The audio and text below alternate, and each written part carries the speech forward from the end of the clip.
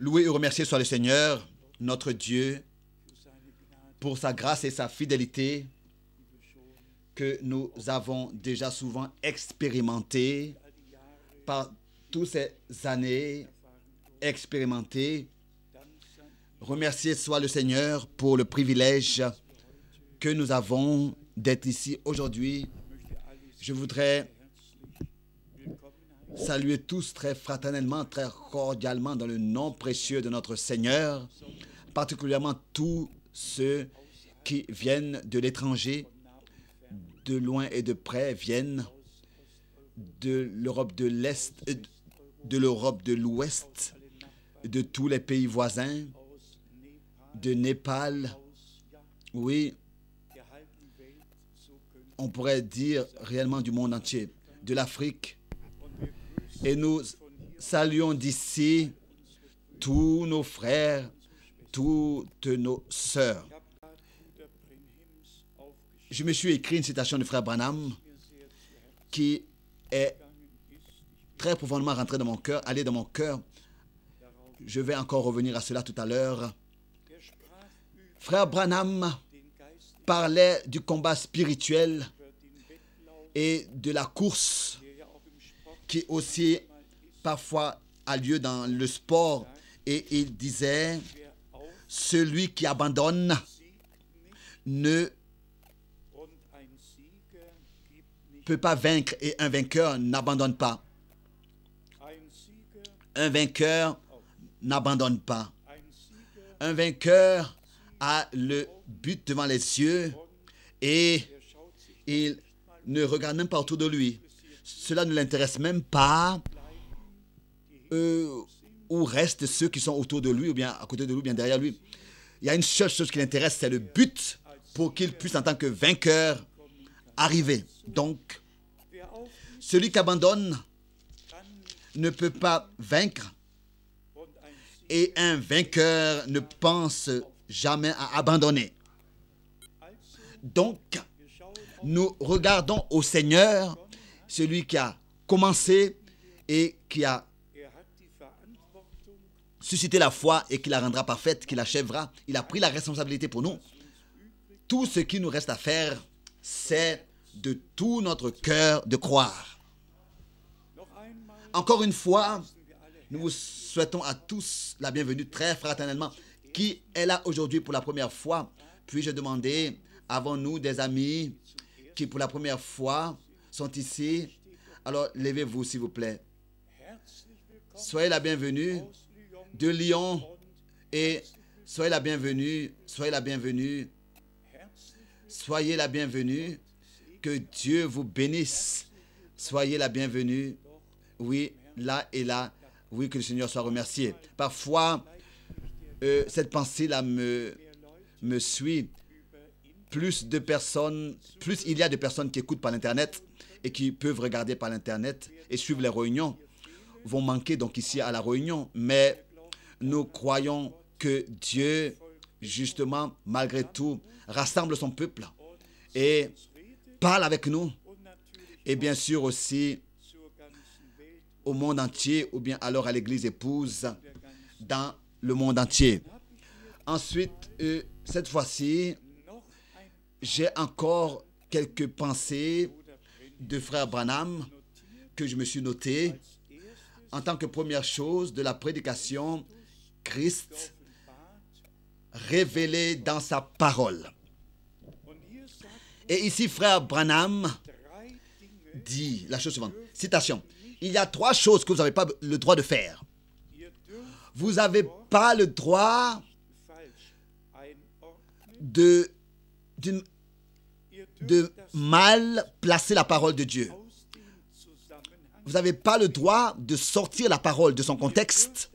Vous n'avez pas le droit d'interpréter la parole de Dieu.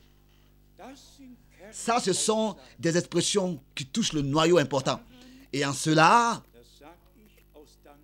et ça je le dis par reconnaissance au Seigneur, c'est ainsi que depuis le commencement, nous nous sommes tenus à cela.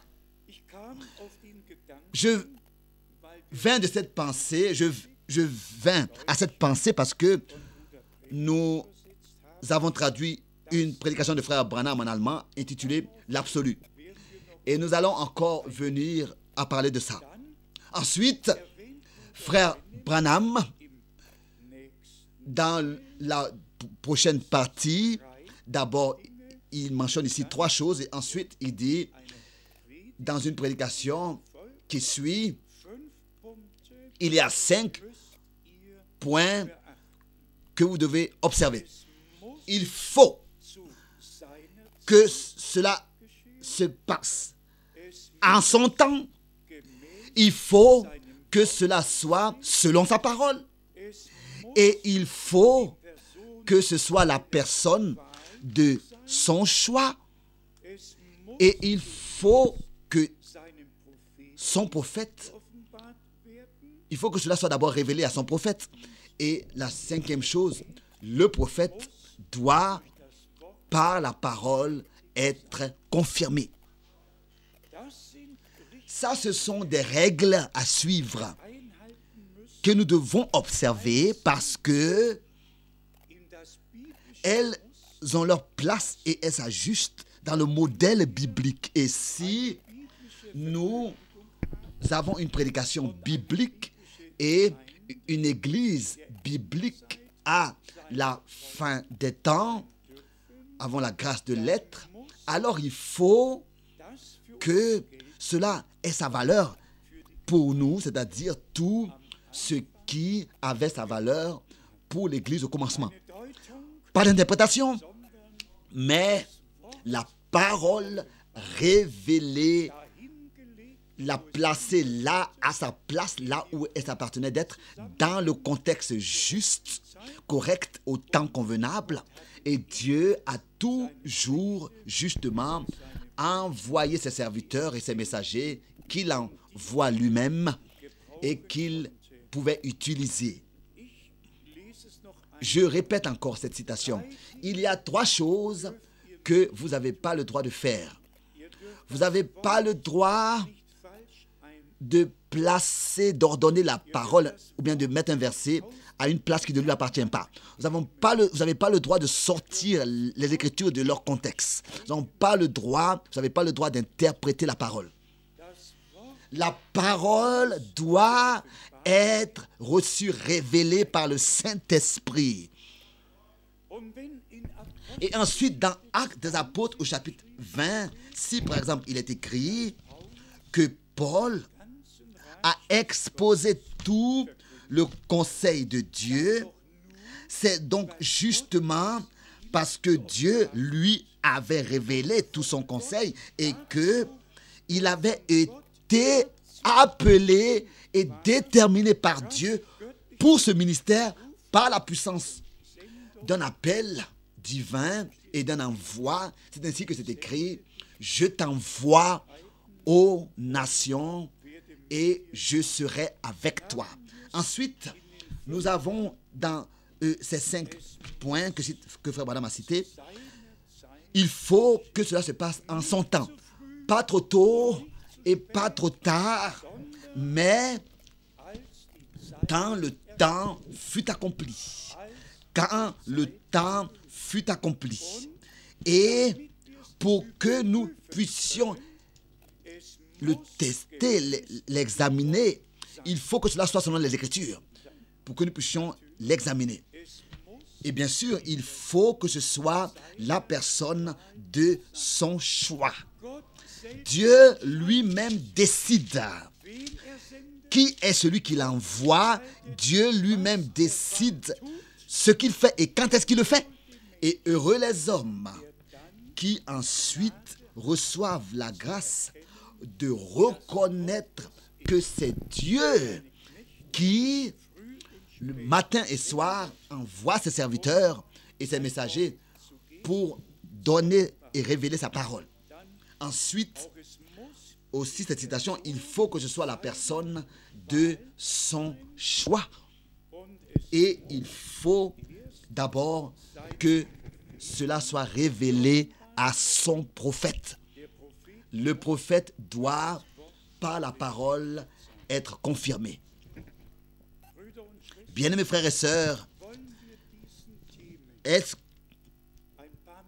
que nous pourrions un peu donner du temps à ces sujets? La parole de Dieu est un absolu. Et je le dis maintenant, pourquoi est-ce que je suis venu à ces pensées et à ces sujets? Frère Branham a été appelé à Houston, Texas, pour prier pour deux jeunes personnes qui avaient été condamnées à mort. Il restait seulement qu'ils attendent à être pris de leurs cellules et apportés dans la chambre où ils seront donc mis à mort. Et c'était le beau-fils de M.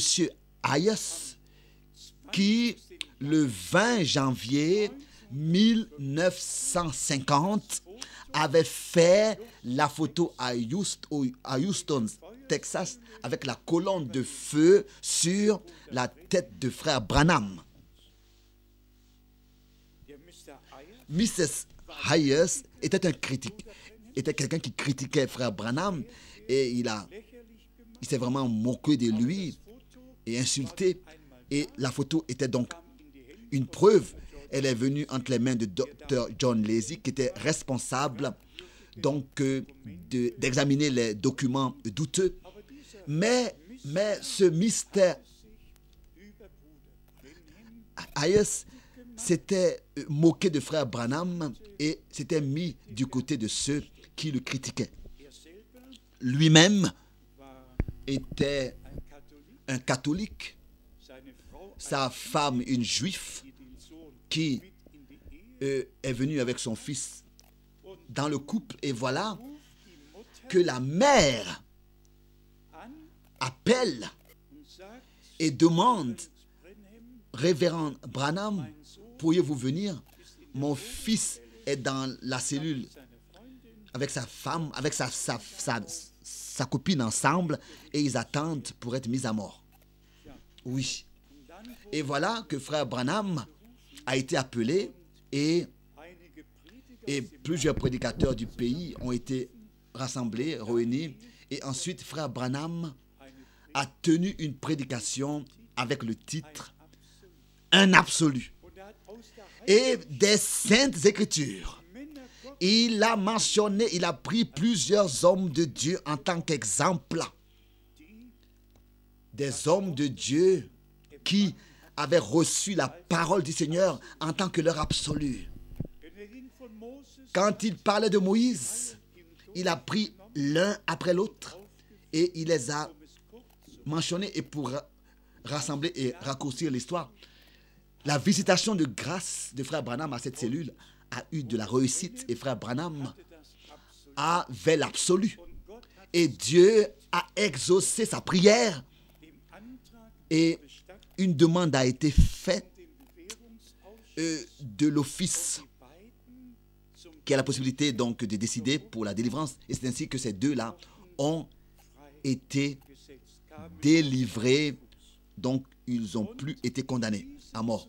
Et donc, dans ce contexte des choses, c'était à frère Branham quand même très important la signification de recevoir de Dieu lui-même une promesse, un absolu, c'est-à-dire la parole de Dieu elle-même, dans laquelle on peut mettre notre foi et l'ancrer. Et je me suis aussi noté cela. Ainsi, les hommes de Dieu, les différents hommes de Dieu qui avaient un absolu. Et pourquoi est-ce qu'ils avaient cet absolu? Parce qu'un appel divin, un mandat, une commission, un ordre, un envoi était venu dans leur vie. Celui à qui Dieu prononce de ta bouche un appel et accorde un envoi et une commission, alors tout l'enfer peut en être contre. Personne ne pourra changer les choses. Le dernier mot, c'est Dieu qui l'a. Le dernier mot, c'est Dieu qui l'a.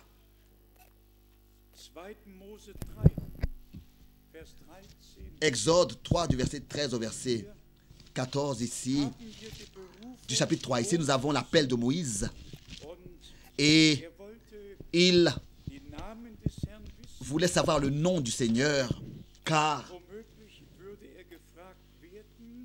il aurait été possible qu'on lui demande qui l'a envoyé et comment est-ce qu'il s'appelle. Alors Moïse voulait savoir. Cela, nous lisons cela dans Exode, le chapitre 3, à partir du verset 13. À partir du verset 13. Moïse dit à Dieu. Ici, nous pourrions d'abord nous arrêter un moment.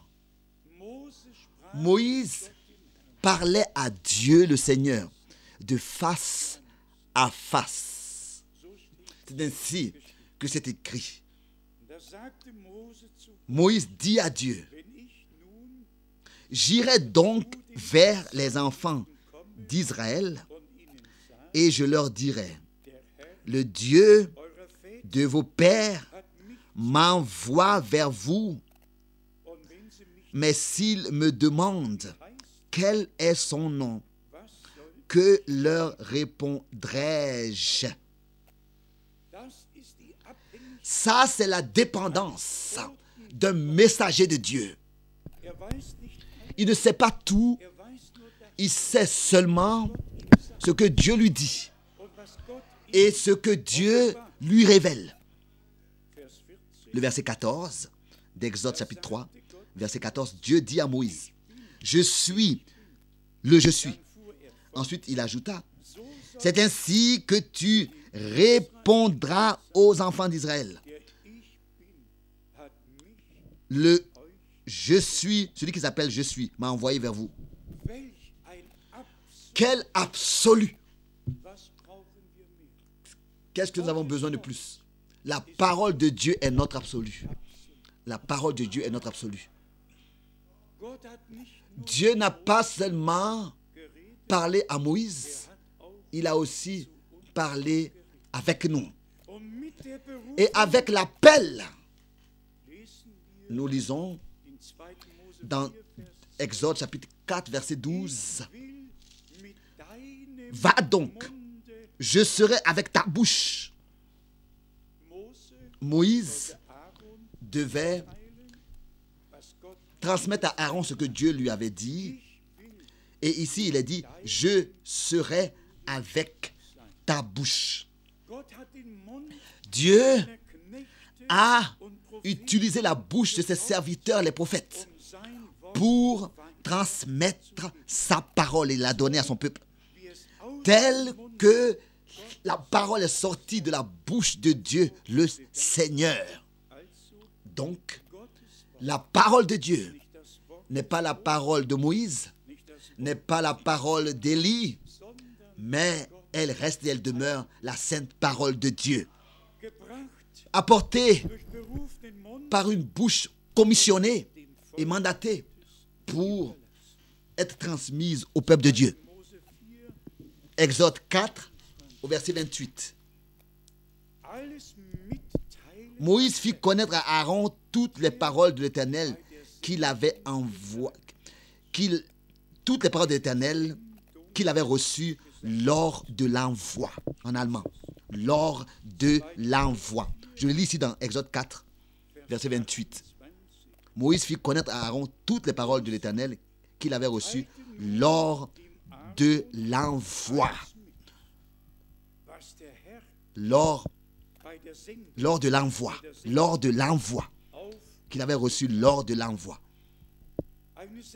Un envoi est une commission, est un mandat, est un ordre qui doit être exécuté.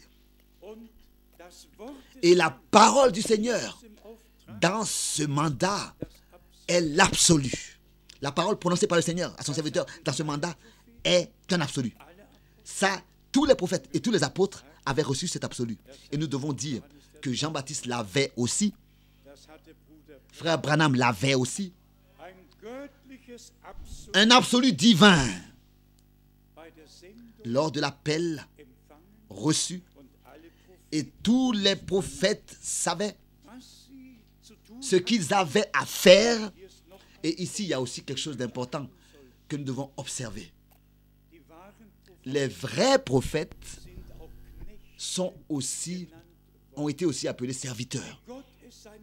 tel que Dieu l'a révélé à ses serviteurs, les prophètes. D'un côté, en tant que prophète, pour recevoir la parole, et en tant que serviteur, servir Dieu le Seigneur, et cela selon l'appel et l'envoi qu'ils ont reçu. C'est comme ça aussi dans le Nouveau Testament.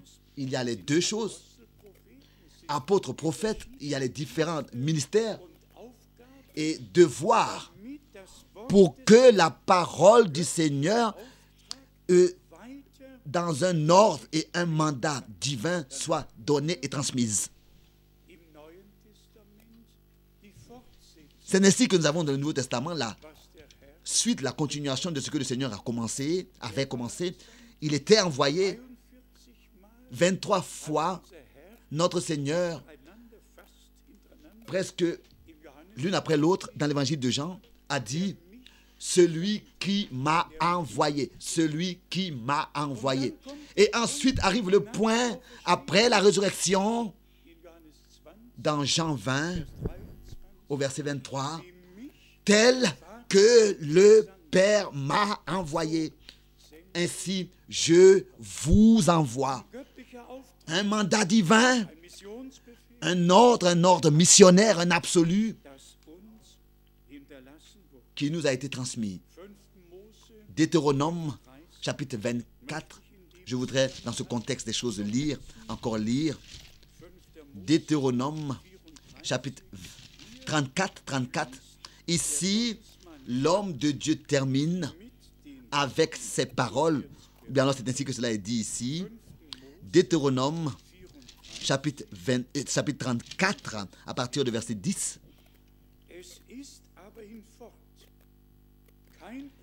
Il n'a plus paru en Israël de prophète semblable à Moïse, que l'Éternel connaissait face à face.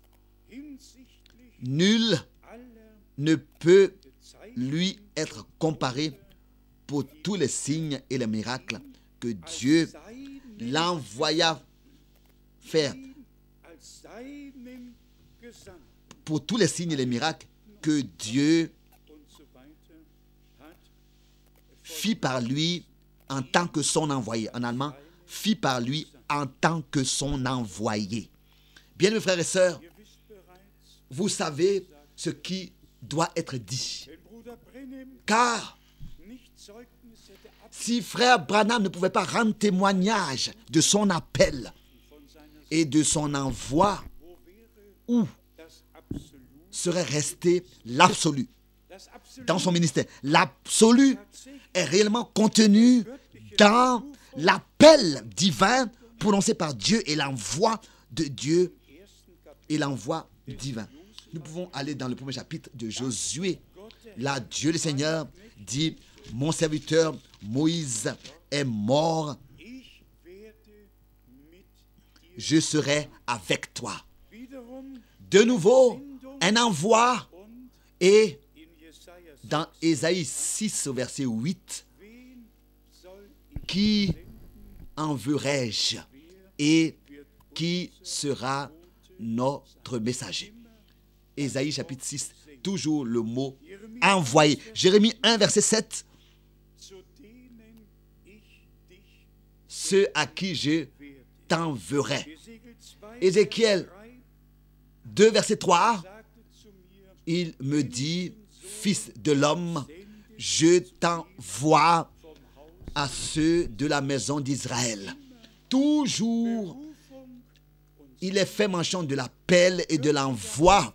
Un ordre divin a été prononcé qui devait être exécuté, parce que cet ordre, ce mandat, cette commission était directement lié à l'histoire du salut. C'est pour cette raison que nous avons toute l'histoire du salut dans l'Ancien Testament annoncée à l'avance, et dans le Nouveau Testament son accomplissement. Oui, mais pour revenir à ce que frère Branham ici disait,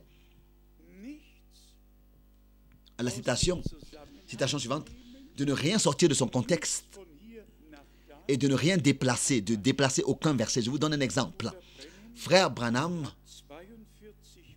a 42 fois cité la parole de Zacharie 14, verset 7, où il est dit qu'au temps du soir, la lumière paraîtra.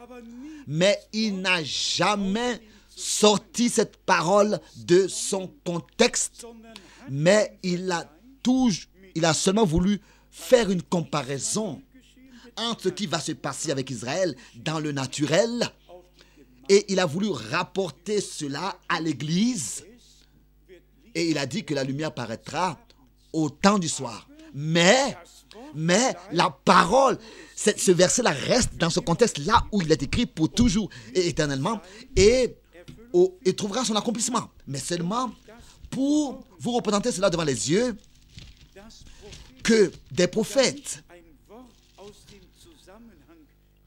n'ont jamais sorti une parole de son contexte, mais ils l'ont toujours laissé là où cette parole était écrite.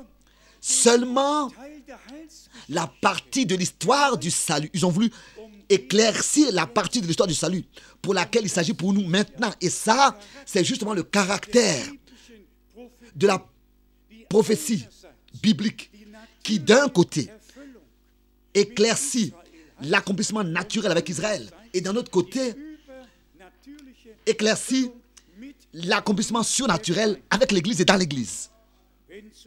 Si, par exemple, dans Zacharie chapitre 14, il est écrit de Dieu le Seigneur, ici au verset 4, Zacharie 14 au verset 4, ses pieds se poseront en ce jour sur la montagne des Oliviers, qui est vis-à-vis de Jérusalem, du côté de l'Orient. Et si avec cela nous allons à la dernière partie du verset 5 où il est écrit, et l'Éternel mon Dieu viendra et tous ses saints avec lui. Et c'est seulement après qu'il est écrit au verset, c'est seulement après qu'il était dit au verset 6, en ce jour-là. Au verset 4, il est dit, ses pieds se poseront en ce jour sur la montagne des Oliviers. Et au verset 6, il est dit, en ce jour-là, il n'y aura point de lumière et il y aura du froid et de la glace. Voilà le contexte. Ce sera un jour unique, connu de l'Éternel, et qui ne sera ni jour ni nuit. Mais vers le soir, la lumière paraîtra. C'est seulement après qu'il ait dit que l'Éternel viendra qu'il ait parlé au verset 6 et 7 de cela. Et ensuite, au prochain verset, il est dit, au verset 8, en ce jour-là, des eaux vives sortiront de Jérusalem et couleront moitié vers la mer orientale, moitié vers la mer occidentale. Et il en sera ainsi été et hiver. Et c'est ainsi que nous voyons le règne de notre Seigneur au verset 9. L'Éternel sera roi de toute la terre.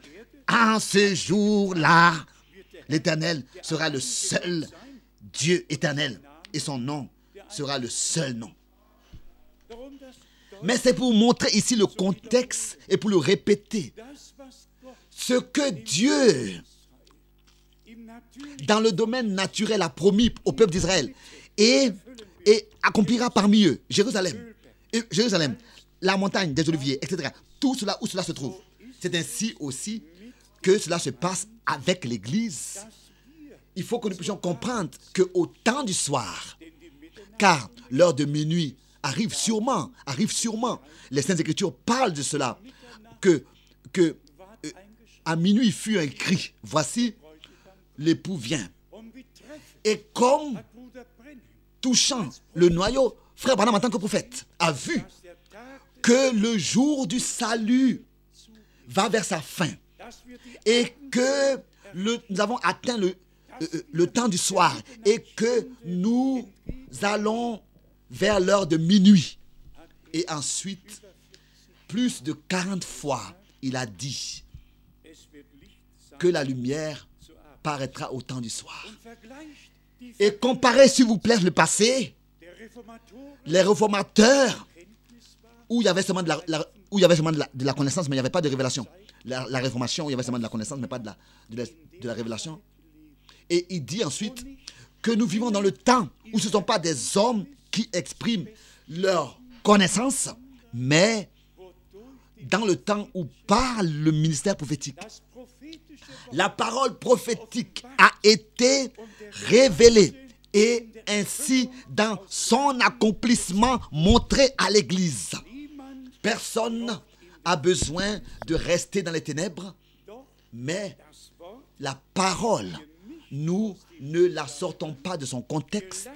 Nous laissons chaque écriture dans le contexte bien précis dans lequel il est écrit.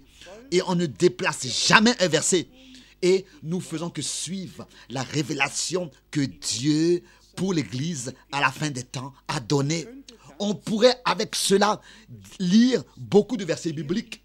Vous, bien-aimés frères, ne vivez pas dans les ténèbres pour ne pas que ce jour-là, comme un voleur, vous surprenne, car vous êtes, n'est-ce pas, enfants ou bien fils de la lumière. 1 Thessaloniciens, chapitre 5, du verset 1 au verset 4. Nous devons reconnaître que Dieu, dans notre temps, a envoyé un prophète qui, justement, a eu le droit d'utiliser la parole prophétique aussi pour l'Église, sans le sortir du contexte naturel dans lequel ce verset est écrit, mais seulement pour montrer que ce qui, dans le domaine naturel, va se passer avec Israël, cela se passe dans l'Église d'une manière surnaturelle, dans le domaine surnaturel. Et bien-aimés frères et sœurs, la lumière que Dieu, par la révélation, a accordée est vraiment seulement à trouver dans l'Église épouse. En ceux qui vont être appelés à sortir et qui se placent sur le sol de la révélation et qui ne font pas qu'écouter la parole, mais qui la reçoivent révélée par Dieu lui-même. Et à cela, nous avons deux versets que nous avons souvent mentionnés en insistant ces derniers temps dans Matthieu, chapitre 13. Le verset important dans Matthieu 13 est le verset 18. Matthieu 13, verset 18 et 19. Vous donc écoutez ce que signifie la parabole du semeur. Lorsqu'un homme écoute la parole du royaume et ne la comprend pas, le malin vient et enlève ce qui a été semé dans son cœur. Dans son cœur. La révélation par l'esprit est simplement importante. Car c'est seulement en cela qu'est manifesté. Est-ce que nous avons la relation personnelle avec Dieu ou pas? Et est-ce que pour nous le rideau, le voile est déchiré? Et est-ce que nous avons accès direct dans le lieu très saint, dans la présence de Dieu, et que, étant sa présence, lié avec lui, en relation avec lui, nous écoutons sa parole, sa voix. C'est ainsi que l'adversaire a réellement deux devoirs qu'il s'est attribué. D'abord, il ôte de notre cœur ce que Dieu par sa parole nous dit, tant que cela ne nous a pas été révélé. Et au moment où la parole de Dieu ne nous est pas révélée, l'adversaire, avec ses interprétations et ses fantaisies, peut venir et ajouter, et on ne remarque même pas qu'il a ôté ce que Dieu a semé et semé sa propre semence. Et ensuite le verset 23, dans Matthieu 13, verset 23, celui qui a reçu la semence dans la bonne terre, c'est celui qui entend la parole et la comprend. Qui écoute la parole et qui la comprend aussi. Le Seigneur a toujours demandé, avez-vous compris ce que je vous ai dit? Bien-aimés frères et sœurs, revenons aux épîtres de Paul. Les uns ont compris ce qu'il enseignait, les autres ne l'ont pas compris, l'ont incompris. Aux uns, la parole est devenue une révélation. Pour les autres, ils ont fait que l'interpréter jusqu'au jour d'aujourd'hui. La grâce, et encore une fois la grâce de Dieu, c'est tout. Quand Dieu peut nous ouvrir l'intelligence, la compréhension pour les Écritures. L'exemple connu de tous est dans Luc, le chapitre 24. Et ici, nous reconnaissons comme c'est important que nous puissions marcher avec le Seigneur, ressusciter et être avec lui dans sa présence. Luc 24, verset 30 jusqu'au verset 32. Pendant qu'il était à table avec eux, il prit le pain et après avoir rendu grâce, il le rompit et le leur donna. Alors, leurs yeux s'ouvrirent et ils le reconnurent, mais il disparut de devant eux. Le prochain verset, au verset 32, et ils se dirent l'un à l'autre, notre cœur ne brûlait-il pas au-dedans de nous lorsqu'il nous parlait en chemin et nous expliquait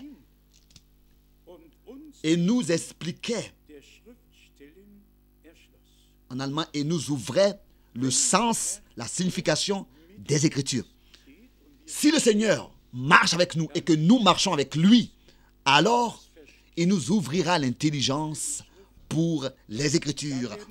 Alors, tous comprendront qu'en cet endroit, ce ne sont pas des hommes que nous glorifions et que ce n'est pas un fondateur de religion que nous suivons ou bien un homme quelconque qui prétendrait quelque chose de précis, mais nous avons reçu la grâce. Et cela, selon les promesses de cette Écriture, croire ce que Dieu fait dans le présent et aussi tel que et de la manière avec laquelle il accomplit ses promesses dans ce temps particulièrement, cette promesse principale que dans chaque prédication nous devons mentionner. Je vous le dis tel que c'est. Une prédication sans que ce que Dieu a promis dans sa parole soit inclus. On peut éviter d'apporter une telle prédication car elle ne nous conduit pas à Dieu et au conseil du salut de Dieu. Ça, on peut le dire parce que c'est ainsi que c'est. Tous ceux qui écoutaient Jean-Baptiste ont eu la possibilité de s'introduire et de s'ordonner dans le conseil du salut de Dieu. Se sont laissés baptiser et ont donné raison à Dieu.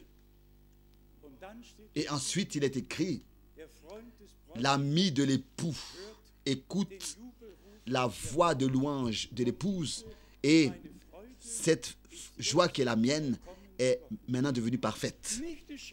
Ce n'est pas les scribes et pharisiens, mais ceux qui appartiennent à l'épouse. Ce sont eux-là qui ont prêté l'oreille au message que le précurseur a apporté. Et dans l'obéissance, ils se sont laissés baptiser. Ils ont accepté le baptême. C'est la même chose encore maintenant. Et je veux encore vous montrer quelque chose, et cela des Saintes Écritures, pour vous montrer quel droit divin les hommes de Dieu avaient dans le Nouveau Testament. d'utiliser d'une manière différente un verset de l'Ancien Testament, mais malgré tout, le laisser dans le contexte et là où cela a sa place d'être écrite. Et c'est une parole qui est connue de tous. Par exemple, la parole du prophète Malachie. Nous avons ici les deux choses. Et ces deux choses-là sont très, très importantes. Bien, mes frères et sœurs, ne l'oublions pas. Dieu a des serviteurs et des prophètes. Et c'est ainsi que c'est écrit dans Amos 3, verset 7. Dieu ne fait rien sans d'abord avoir révélé ses mystères ou bien son secret à ses serviteurs, les prophètes. Il y a deux fois cette expression « voici » dans cette traduction.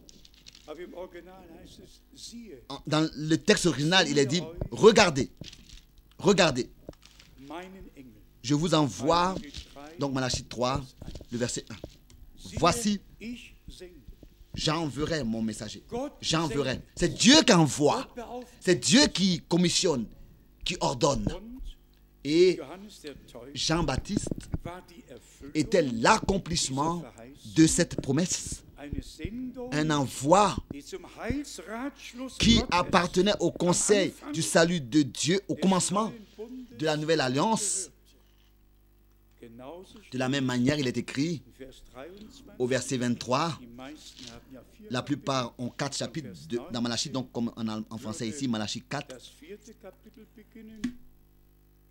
au verset 19 du chapitre 3 dans d'autres Bibles, donc ici c'est le chapitre 4, au verset 1, car voici le jour vient, chapitre 4 de Malachie, verset 1, ardent comme une fournaise, tous les hautains et tous les méchants seront comme du chaume.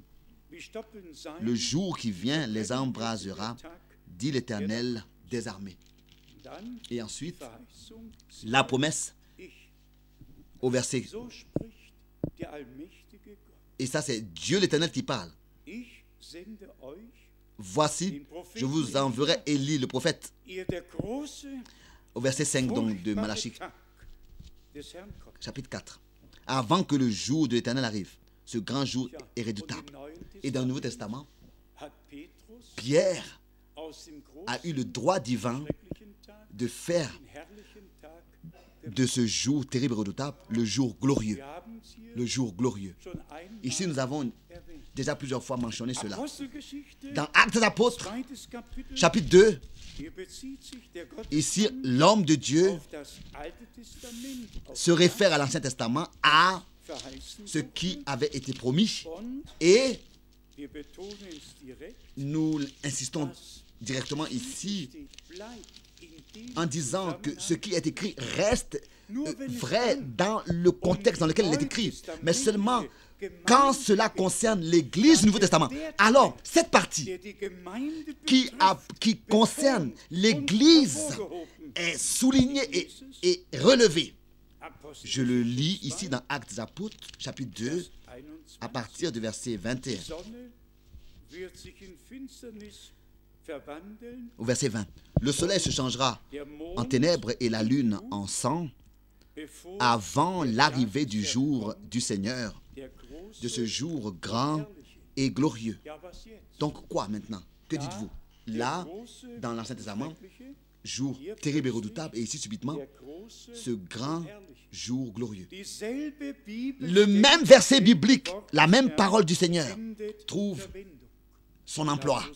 Alors on doit, avec ce verset biblique, aller aux autres versets bibliques pour voir comment est-ce que l'Esprit de Dieu, et que cela soit dit, dans l'Ancien Testament, le mystère de l'Église n'avait pas encore été révélé. Les choses étaient encore seulement, étaient que annoncées, prédites, mais seulement dans le Nouveau Testament. Paul le dit, comme dans Éphésiens, tel que cela est révélé maintenant à ses saints apôtres et prophètes par le Saint-Esprit. Nous l'avons ici dans 1 Corinthiens au premier chapitre, et toujours apporté en relation avec le retour du Seigneur Jésus-Christ. Et c'est justement la confirmation que les hommes de Dieu, sous la conduite du Saint-Esprit, ont utilisé la parole qui avait été donnée dans l'Ancien Testament et ont montré comment est-ce qu'elle va s'accomplir et comment est-ce qu'elle s'est accomplie. Et c'est ainsi qu'ils montrent pas seulement la partie qui, vue terrestrement, s'accomplira, comme il est dit que le soleil perdra son éclat et la lune changera en sang. Mais aussi, ils ont mentionné et relevé la partie qui, à la fin du temps de la grâce, sera manifestée, c'est-à-dire lors de la venue du jour du Seigneur, c'est-à-dire ce matin glorieux, en tant que retour de notre bien-aimé Seigneur, avant que le soleil perde son éclat et que la lune se change en sang. 1 Corinthiens, chapitre 1. 1 Corinthiens, chapitre 1, à partir du verset 17.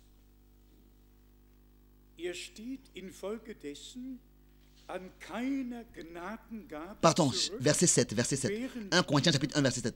De sorte qu'il ne vous manque aucun don dans l'attente où vous êtes de la manifestation de notre Seigneur Jésus-Christ.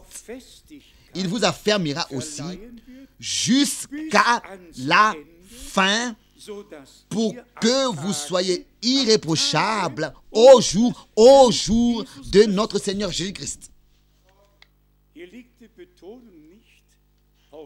Ici, l'importance n'est pas mise sur le jour du Seigneur, mais sur le jour de Jésus-Christ. Le jour glorieux de son retour. Le jour de son retour glorieux. Comme il est dit ici, afin que nous soyons irréprochables au jour de notre Seigneur Jésus-Christ. Au verset 9, maintenant, Dieu est fidèle. Lui qui vous a appelé à la communion de son Fils, Jésus-Christ, notre Seigneur.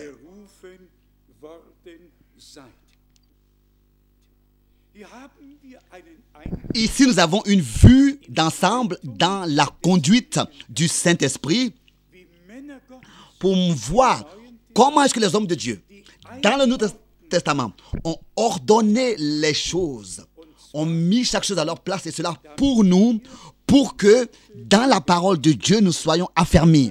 Philippiens, premier chapitre, ici, il est même écrit plusieurs fois dans Philippiens. Il est montré la manière avec laquelle Paul a parlé du jour du Seigneur en tant que jour de Jésus-Christ, a mis le jour du Seigneur à sa place, c'est-à-dire dans le jour de Jésus-Christ. Philippiens chapitre 1, d'abord au verset 6. Je suis persuadé que celui qui a commencé en vous cette bonne œuvre la rendra parfaite pour le jour de Jésus-Christ. Pour le jour de Jésus-Christ. À partir du verset 9. Et ce que je demande dans mes prières, c'est que votre amour augmente de plus en plus en connaissance et en pleine intelligence pour le discernement des choses les meilleures, afin que vous soyez purs et irréprochables pour le jour de Christ, rempli du fruit de justice qui est par Jésus-Christ à la gloire et à la louange. Donc en allemand, qui croit par Jésus-Christ à la gloire et à la louange de Dieu. Donc, nous voyons que Paul avait devant les yeux l'achèvement de l'Église épouse, de l'Église, et que il voulait expérimenter la préparation pour le jour glorieux du retour de Jésus-Christ. Il voulait expérimenter la préparation des croyants. Et ici, au chapitre 2, verset 16, et Philippiens chapitre 2, verset 16,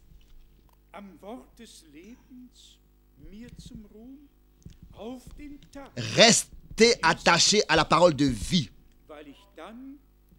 Et je pourrais me glorifier au jour de Christ de n'avoir pas couru en vain, ni travaillé en vain.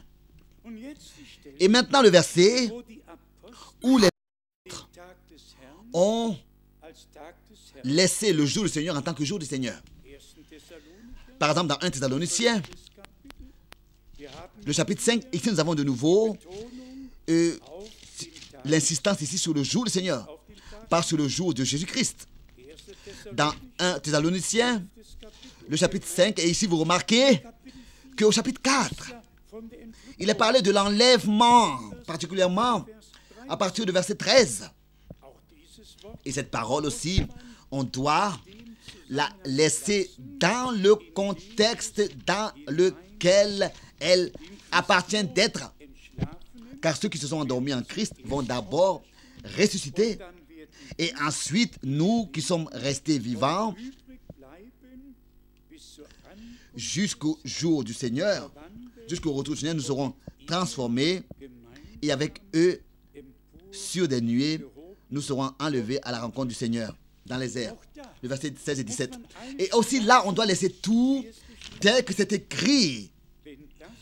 Si cela se passe, alors deux seront à la meule, l'un sera pris, l'autre sera laissé. Deux au champ, l'un sera pris et l'autre sera laissé. Deux dans le lit, l'un sera pris et l'autre sera laissé. Alors si quelqu'un dit que le Seigneur est déjà revenu, ou bien alors, comme le frère en Virginie me disait que l'enlèvement a déjà commencé depuis longtemps, alors on doit réellement dire, laissez chaque parole de Dieu exactement dans le contexte dans lequel il a sa place. Ne déplacez rien d'ici à là, mais laissez tout texte écrit et là où c'est écrit. Et si par exemple il est écrit dans 1 Thessaloniciens chapitre 4, à partir du verset 16, car le Seigneur lui-même a un signal donné à la voix d'un archange. Donc le Seigneur lui-même, le message est précurseur de son retour. Et ça, c'est aussi le point que nous devons toujours de nouveau relever. Et pas parce que nous le voulons, mais parce que nous devons le faire. C'est pour cette raison que frère Branham, il lui a été dit, tel que Jean-Baptiste a été précurseur de la première venue du Christ, a été envoyé en tant que précurseur. S'il vous plaît, ouvrez votre concordance et regardez combien de fois le mot envoyé est écrit. Toujours, quand un mandat, une commission, un ordre est prononcé en relation directe avec le conseil du salut de notre Dieu, c'était toujours alors un appel, un mandat, une commission, un mandat, un ordre. Et c'est ainsi que cela est jusqu'aujourd'hui encore. Nous croyons et cela par conviction et pas pour tout. D'abord, parce que c'est pas comme ça pour rien, mais parce que c'est une promesse que Dieu devait d'abord accomplir. Là, il n'y a pas un chemin qui pourrait s'en détourner. Si quelqu'un peut me dire qu'une promesse ne trouve pas son accomplissement, alors cet homme n'est pas mon partenaire d'entretien. Toutes les promesses de Dieu sont oui et sont amen. Et si l'heure de leur accomplissement arrive, et quand l'heure de leur accomplissement arrive, alors le peuple de Dieu reconnaît le moment de son accomplissement, c'est-à-dire tous ceux qui prêtent l'oreille à la voix du Seigneur. Maintenant, revenir à 1 Thessaloniciens 5, au verset 1. 1 Thessaloniciens chapitre 5, verset 1. Pour ce qui est des temps et des moments, donc maintenant le passage dans 1 Thessaloniciens chapitre 5. Vous n'avez pas besoin, frères, qu'on vous en écrive. Car vous savez bien vous-même que le jour du Seigneur, vous voyez, ici nous avons de nouveau la même formulation. Le jour du Seigneur viendra comme un voleur dans la nuit. Et ensuite la relation ici n'est plus avec l'Église, mais à ce qui va se passer quand les hommes diront paix et sûreté. Alors une ruine soudaine les surprendra comme les douleurs de l'enfantement surprennent la femme enceinte et ils n'échapperont point. Et ensuite, il nous est dit au verset 4, mais vous, frères, vous n'êtes pas dans les ténèbres pour que ce jour vous surprenne comme un voleur. Vous êtes tous des enfants de la lumière et des enfants du jour. Nous ne sommes point de la nuit ni des ténèbres. C'est ainsi que cela est écrit ici. Et ensuite, nous allons à Pierre qui de nouveau, le jour du Seigneur, a utilisé le mot, la formulation jour du Seigneur en tant que feu qui viendra. Et malgré tout, par les apôtres et les prophètes, parlent ici, des apôtres et des prophètes parlent ici, qui nous ont prêché la parole. Le même Pierre ici dans 2 Pierre, chapitre 3, ici à partir du verset 2, afin que vous vous souveniez des choses annoncées d'avance par les saints prophètes et du commandement du Sauveur, du Seigneur et Sauveur, enseigné par vos apôtres.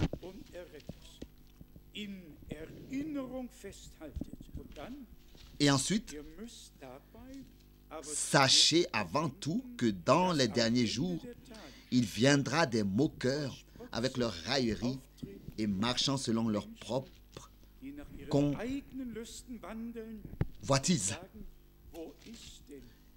Ils disent où est la promesse de son avènement. Ensuite, le verset 8 et 9. Mais il y a une chose, bien-aimée, que vous ne devez pas ignorer. C'est que devant le Seigneur, un jour est comme 1000 ans et 1000 ans sont comme un jour. Le Seigneur, verset 9, le Seigneur ne tarde pas dans l'accomplissement de la promesse, comme quelques-uns le croient. Mais il use de patience envers vous, ne voulant pas qu'aucun périsse, mais voulant que tous arrivent à la repentance. Et directement après, il revient ici et mentionne cette expression de l'Ancien Testament au verset 10. Le jour du Seigneur viendra comme un voleur. En ce jour, les cieux passeront avec fracas. Les éléments embrassés se dissoudront. Et la terre, avec les œuvres qu'elle renferme, sera consumée. Donc nous voyons que cette expression, vraiment, de manière très claire, a été éclaircie des deux côtés. Dans 2 Thessaloniciens, au chapitre 2, là où il est parlé de l'homme, du péché et de l'iniquité, nous avons de la même manière une description brève de ce que renfermera le jour du Seigneur. Dans 2 Thessaloniciens, chapitre 2, à partir du verset 1, pour ce qui concerne l'avènement de notre Seigneur Jésus-Christ et notre réunion avec lui, nous vous prions, frères. Ici, il s'agit de l'enlèvement. Le retour de notre Seigneur, l'avènement de notre Seigneur, la réunion avec Christ, quand dans les airs nous le rencontrerons et entrerons dans le repas des noces de l'agneau.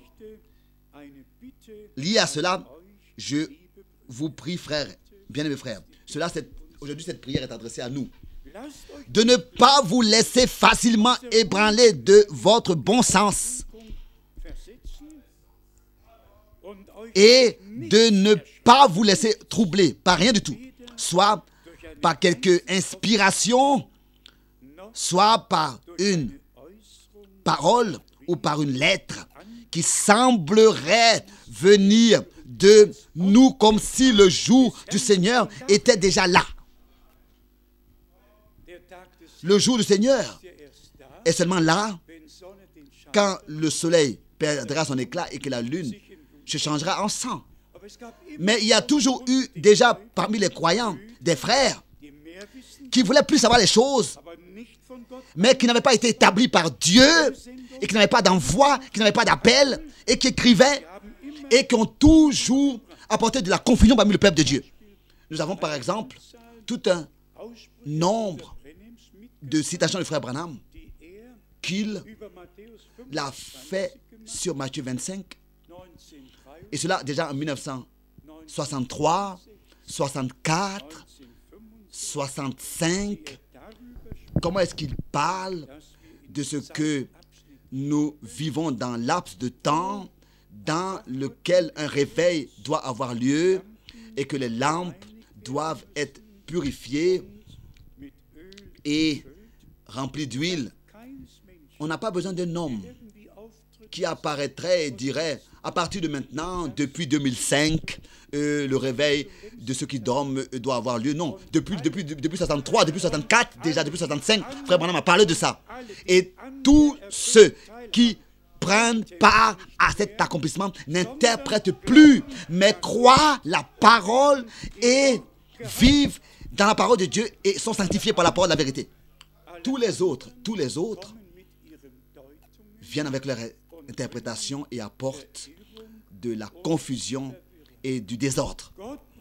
Dieu a besoin de personnes qui voudraient encore interpréter sa parole, c'est ainsi et lui donner une signification. C'est ainsi que nous l'avons aussi entendu dans ces 3 citations et ensuite dans les 5 autres. De ne jamais interpréter la parole de Dieu, mais de prendre part à l'accomplissement des promesses de Dieu.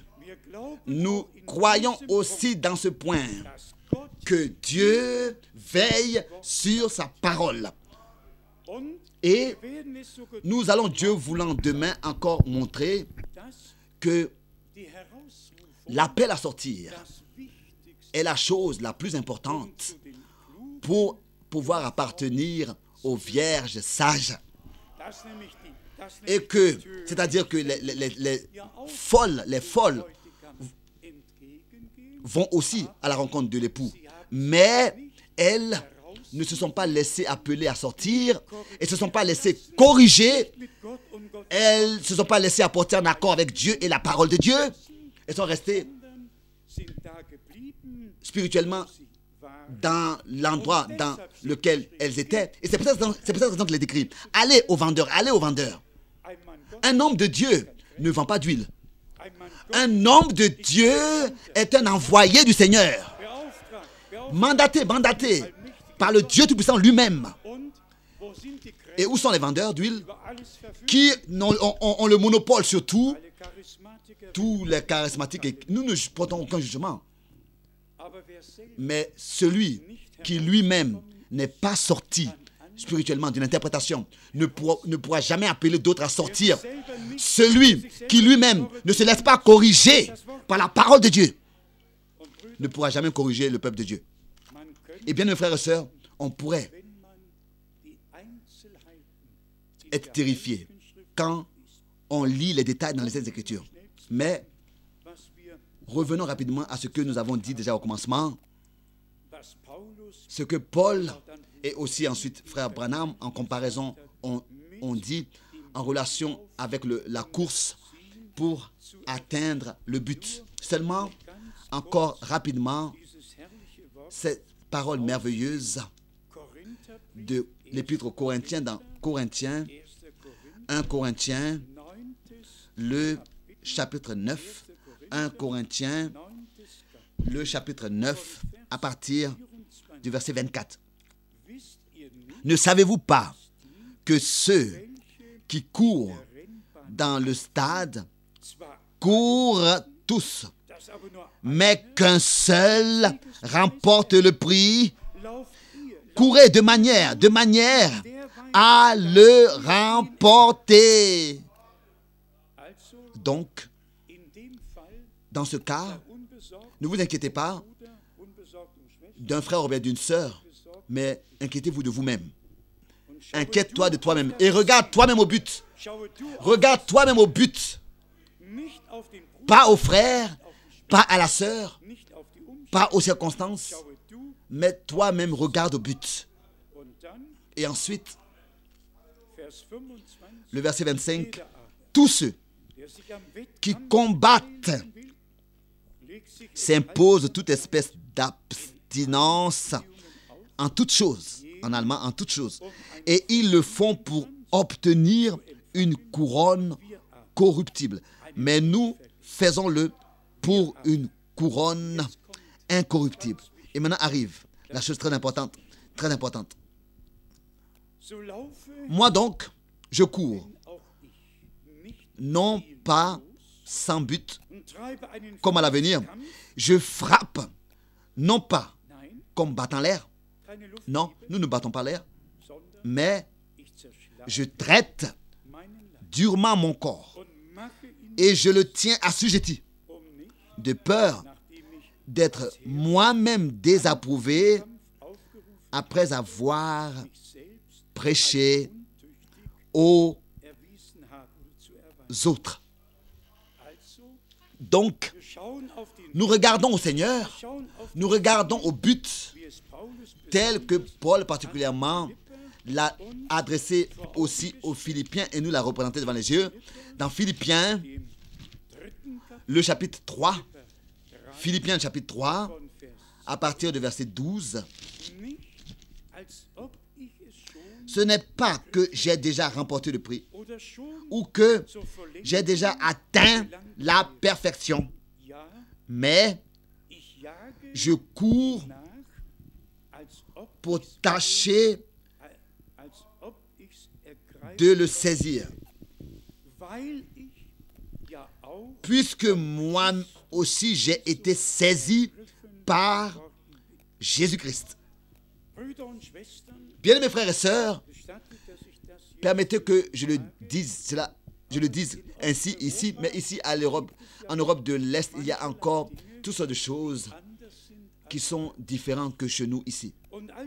Et alors que il y a 14 jours d'ici, nous étions en Roumanie, et c'est toujours encore ainsi, c'est l'habitude, si on peut le désigner ainsi, dans les mouvements pentecôtistes, dans les assemblées pentecôtistes, que ceux qui viennent à la réunion, au culte, se mettent à genoux et remettent la réunion. Chacun se met à genoux ici et là et prie et remet la réunion au Seigneur. Ça, j'ai trouvé ça bien. Parmi eux, ici, chacun peut faire comme il se sent conduit. Mais si ensuite, dans cette grande église pentecôtiste à Arad, après la prédication, le prédicateur a aussi le courage de dire, maintenant, nous voulons tous nous mettre à genoux et remercier Dieu pour sa parole que nous avons entendue. Alors cela m'a touché très profondément.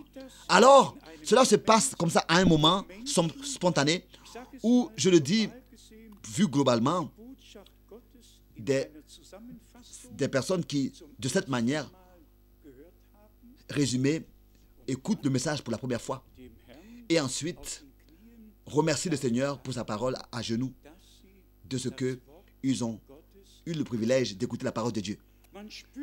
Mais on ressentait, on voyait que la prière était à haute voix, elle était sincère et profonde. Et cela était à remarquer qu'elle venait du cœur et que ces personnes avaient réellement accepté et reçu la parole de Dieu.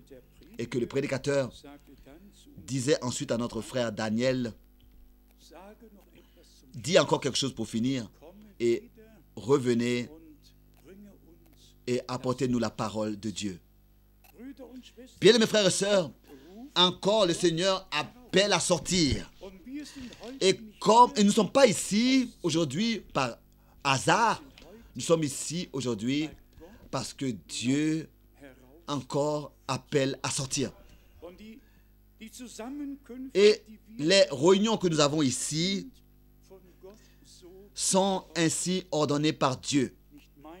Ce n'est pas ça n'a pas été ton plan ou bien mon plan. Et si dans toute l'humilité, je peux dire que pas seulement comme les actes des apôtres, pas seulement comme l'apôtre Paul, il avait reçu sur le chemin de Damas cette parole du Seigneur. Je t'enverrai aux nations, pas seulement comme Jean-Baptiste, qui était un homme envoyé de Dieu, auquel tous écoutaient, à qui le Seigneur ouvrait le cœur. Frère Branham était aussi un homme envoyé de Dieu. Et si aujourd'hui, ici, en cet endroit, devant le Dieu Tout-Puissant, nous nous tenons et regardons en arrière, pouvons regarder en arrière à ce jour où ces paroles-là, encore jusqu'aujourd'hui, retentissent dans mon oreille et dans mon cœur. Je t'enverrai de ville en ville pour prêcher ma parole. Alors, ce n'est pas comme ça aller dans le sable. Le messager n'a pas seulement été repris, mais le message a été porté. Et tous ceux qui savent cela peuvent se rappeler qu'après le retour à la maison de frère Branham, la parole révélée, le message divin pour ce temps est allé dans le monde entier, a été porté dans le monde entier. Et aujourd'hui, nous pouvons, ensemble avec le monde entier, considérer la parole de Dieu. Et j'espère qu'aujourd'hui, tous, de l'extrême est de l'Europe, de notre continent et dans beaucoup de continents et de pays du monde, avec nous et avec Dieu, tous sont liés. Et que tous, nous avons ce grand privilège d'estimer ce que Dieu nous a accordé et de prendre part à ce qu'il a promis et à ce qui appartient à l'appel divin, à la commission divine, au mandat, à l'ordre, et encore revenir à cette expression, un absolu. Aucune résistance, c'est final, c'est final. C'est final. Rien repris. Un absolu est final. Il n'est plus nécessaire de revenir là-dessus. C'est un absolu de Dieu. Et un absolu de Dieu est infini pour toute éternité. Prononcé une seule fois et Dieu ne peut plus reprendre ses mots. C'est ainsi que tous les hommes de Dieu avaient un absolu reçu de Dieu dans l'appel. Lors de l'appel. Et c'est peut-être la raison que Paul même pouvait dire et écrire. Christ n'est pas oui et non.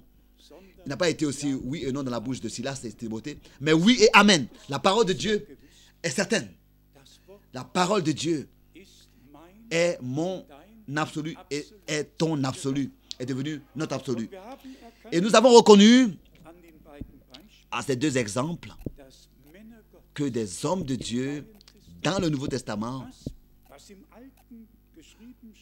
ont laissé dans le contexte ce qui était écrit, dans le contexte dans lequel c'était écrit, et malgré tout, par la révélation de l'Esprit, ils ont pu ordonner ce qui concernait l'Église du Nouveau Testament, ce qui allait s'accomplir avec l'Église du Nouveau Testament. Comme il est dit, par exemple, au temps du soir, la lumière paraîtra. Le Seigneur reviendra et reprendra les siens auprès de lui dans la gloire. Et cela se passe avant que le soleil s'obscurcisse et que la lune perd son éclat, se change en sang.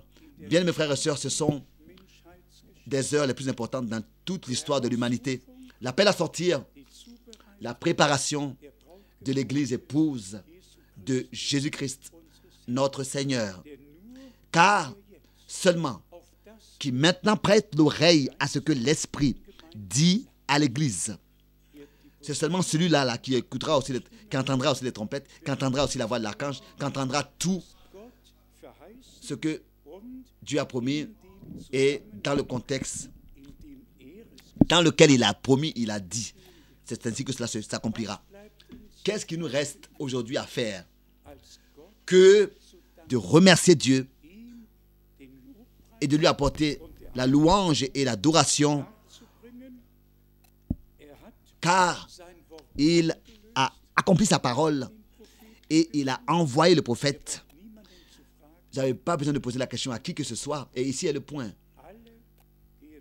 Tous passent sans prendre part à ce que Dieu fait. Seulement ceux qui appartiennent à l'église épouse de Jésus-Christ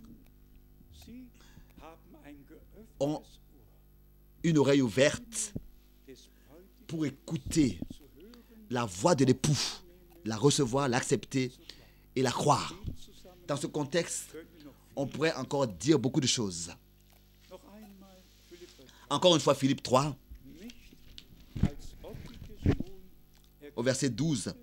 Ce n'est pas que j'ai déjà remporté le prix ou que j'ai déjà atteint la perfection, mais je cours pour tâcher de le saisir, puisque moi aussi j'ai été saisi par Jésus-Christ.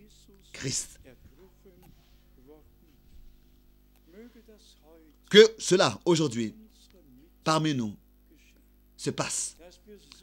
Que profondément, nous soyons saisis et savoir estimer le privilège que nous avons, que Dieu, avec nous, d'une manière si compréhensible, parle et que par sa parole, il nous enseigne. Oui, par sa grâce, il nous accorde la révélation. Ainsi, tel que frère Branham a employé son temps pour un petit couple qui était devenu coupable de la mort de quelqu'un et que dans la prière, il a reçu l'absolu. L'absolu, il a reçu l'absolu. Et il l'a dit aussi à ces personnes. Et c'est voilà que Dieu a exaucé sa prière. Bien, mes frères et sœurs, nous avons des personnes avec différents problèmes. Parmi nous, il n'y a pas une famille où il n'y aurait pas de difficultés, de problèmes. Mais que la parole de Dieu nous soit accordée en tant que l'absolu. Et tel que frère Branham l'a dit aussi ici, tout ce que vous demandez dans la prière, croyez que vous l'avez déjà reçu et cela vous sera accordé. Cela vous sera accordé. Frère Branham a mentionné plusieurs versets bibliques et il a toujours de nouveau dit, ça c'est mon absolu. C'est en cela que c'est là-dedans que ma foi est ancrée. C'est en cela que ma foi est ancrée. Et à ce moment-là où la foi est ancrée dans les promesses de Dieu, c'est ainsi qu'elle devient une puissance de Dieu.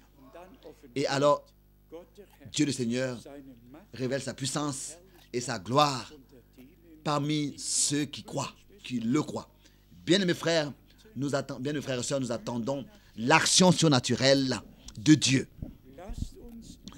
Nous voulons de tout notre cœur suivre la parole et l'action du Saint-Esprit.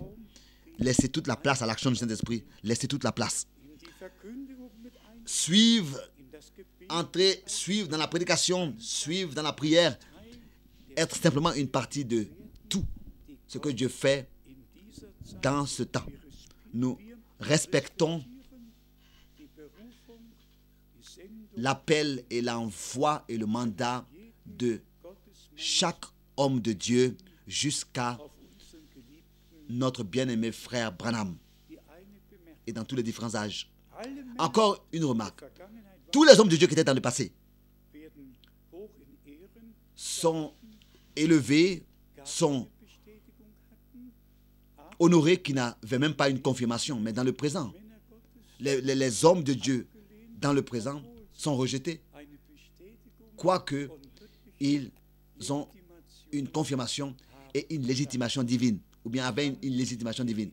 Et ensuite s'accomplit ce que frère Branham a aussi dit. Les hommes remercient Dieu toujours pour ce qu'il a fait dans le passé et regardent à ce qu'il va faire dans le futur et ne reconnaissent pas et ne prennent pas part à ce qu'il fait dans le présent. Alors qui l'a aidé? Rien, personne. Dieu n'est pas le j'étais ou bien le je serai, mais le je suis. C'est ainsi que Moïse il a été dit à Moïse. Et c'est ainsi que cela s'accomplit et est vrai encore maintenant, aujourd'hui. Pas ce que Dieu seulement a fait du temps de Frère Branham, ou bien dans les actes des apôtres, ou bien dans le temps des apôtres, mais ce que Dieu fait maintenant. Nous voulons prendre part seulement à ça. Et de tout notre cœur le croire et l'accepter, le recevoir. À lui, le Dieu Tout-Puissant, qui nous a confié sa parole et qui nous a ouvert l'intelligence pour les Écritures et qui parle avec nous comme un ami avec son ami.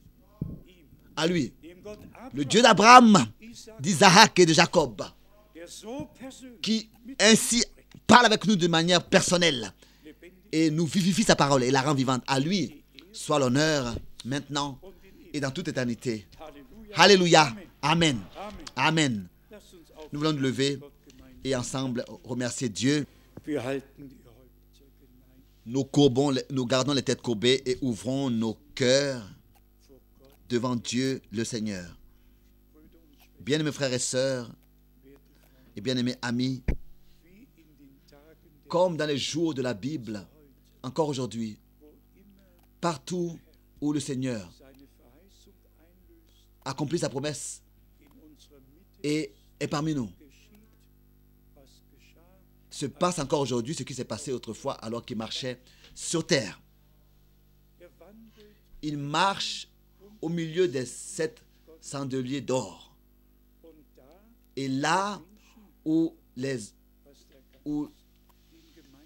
l'homme écoute ce que l'Esprit dit à l'Église, où des personnes écoutent ce que l'Esprit dit à l'Église, alors là, le Seigneur a la possibilité de ne pas seulement ouvrir le cœur, mais nous lui disons, nous lui ouvrons tout ce que nous sommes et nous lui disons, viens parmi nous, marche parmi nous, sauve ce qui est perdu, guéris ce qui est malade, délivre ce qui est lié. Nous voulons le faire. Combien sont ici qui ont une requête particulière et qui croient que Dieu exauce les prières, maintenant exaucera. Que Dieu vous bénisse. Que Dieu vous bénisse.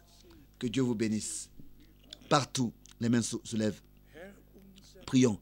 Seigneur notre Dieu, tu es un Dieu personnel. Tu nous es apparu en Jésus-Christ, notre Seigneur. Tu es devenu homme à cause de l'homme. Et tu as vaincu toutes les difficultés. Et tu as vu de tes propres yeux les possessions, la maladie et la détresse de l'homme. Tu as tout vu de tes propres yeux. Et ensuite, Seigneur, tu es allé à la croix pour l'humanité. Tu as versé ton sang. Tu as donné ta vie pour nous racheter et pour nous guérir et nous sauver entièrement et ôter à Satan la puissance et vaincre l'enfer et nous rétablir dans la liberté des enfants de Dieu. Oh bien-aimé Seigneur, ensemble, nous louons la puissance de ton sang et de ta parole et de ton esprit. Et que cela se passe au nom du Seigneur, que tous ceux qui maintenant croient l'absolu de Dieu reçoivent dans leur cœur l'absolu de Dieu et la parole de Dieu en tant qu'absolu l'emploi. Oh bien-aimé Seigneur, nous te remercions de tout notre cœur pour ta présence, pour tes bénédictions, pour ta parole. Que tu puisses avoir ton chemin avec nous tous. Nous ne te laissons pas, si ce n'est que tu nous bénisses. Ô grand Dieu, ô grand Dieu, ô grand Dieu, aie ton chemin et révèle ta puissance, manifeste ta puissance, sauve, guéris, délivre et bénis.